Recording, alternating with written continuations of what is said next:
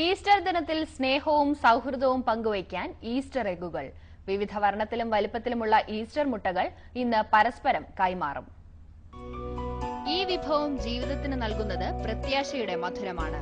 ശുഭകരമായ ഒരു പുതുജീവിതം ആശംസിച്ചാണ് ഇവ ഈസ്റ്റർ ദിനത്തിൽ കൈമാറുന്നത്.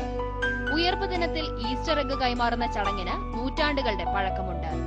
പഞ്ചസാരയും മുട്ടയും ജലാറ്റിനും ചേർന്ന മിശ്രിതം ബേക്ക് ചെയ്താണ് ഈസ്റ്റർ എഗ്ഗ് ഉണ്ടാക്കുന്നത്.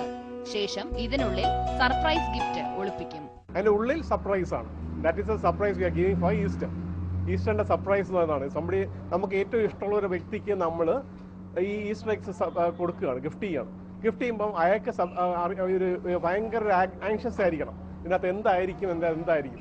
അപ്പോൾ ആ സർപ്രൈസ് കൊടുക്കുന്ന it can be a toy, it can be a chocolate, can be some sweets, anything.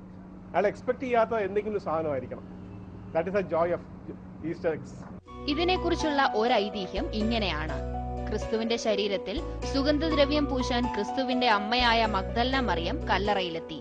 മറിയത്തിന്റെ കയ്യിലുള്ള കുട്ട നിറയെ മുട്ടകളുണ്ടായിരുന്നു.